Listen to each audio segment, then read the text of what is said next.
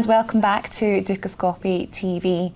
Philip Best, one of the founding partners with Argos Managers and Small Cap Guru, is in the studio with us today. He's going to be sharing his insights with us. Philip, welcome to the studio. Thank you very much, Monica. Now let's talk all things small caps. We've had a bit of an interesting time over the markets in the last few weeks, few months. How far do you want to look back? But how would you say European small caps have performed during the current sort of market trends that we've seen? Well, it's been interesting would be one way of describing it. It's been, I'd use the word a bashing actually. European small caps have been well and truly hit hard in the past few weeks, and the graph that we've got here shows just to what extent that's visible. I mean, you can see that the MSCI European Small Cap Index, which is a sort of bellwether index for small cap in Europe, was at one stage up more than 13% in this year, and at one stage last month got down to almost minus 10. So that's a big change, and I think the rebound, there seems to be a confidence coming back through at the moment, but small caps definitely got harder hit than large caps, and we're recovering a bit, but it's not happened yet. Not quite yet, but obviously there's a huge compare and contrast going on between Europe and the US across the board, really, economically, policy-wise, etc. But how, in terms of small caps, how have they been bearing up against each other, would you say?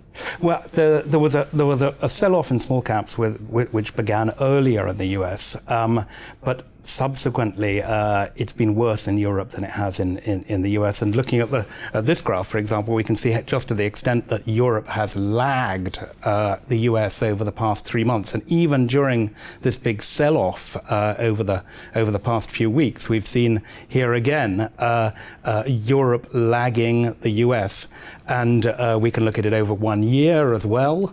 Over 3 years, you can see that there's a very substantial difference in the performance between European stocks in general and US stocks in general.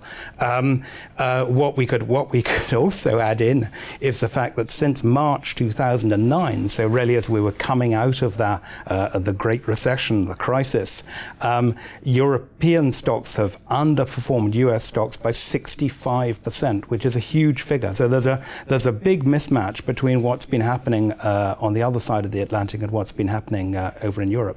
I mean, perhaps touching a little bit on that point you've made, but historically speaking, how are the valuations looking in compared to what we're seeing now? The US is, by any accounts, pretty highly valued at the moment. I mean, we're looking at a price-earnings ratio of about 26 point something times, which is very much at the upper end of its range. European markets have not climbed really more than to 12 or 13 times their price earnings. So it's a massive difference in valuation. You could say that that's because Europe has a less convincing recovery, or some people are worried no recovery at all. But I think that's pretty fully absorbed and anticipated in these movements that we've just looked at on the charts. And one thing I'd particularly like to point out is the fact that in the US, since the economic crisis, profits have risen now to a level where they're 50% above pre-crisis levels, whereas Europe is still 25% below pre-crisis levels. So that means basically Europe has a long way to go in terms of recovery. That may be true. Things are recovering slowly in Europe, but that, to me, is discounted in the share prices. And I think there's big room for recovery in European shares, and I think we'll see that recovery even more markedly in the small cap end of the market. Okay, I mean, in this industry, we know that where there's perhaps bad news, where the charts are going down, there's always room for opportunity. So with the European small caps, is this something that you're kind of forecasting, or what areas would you particularly be interested in at present?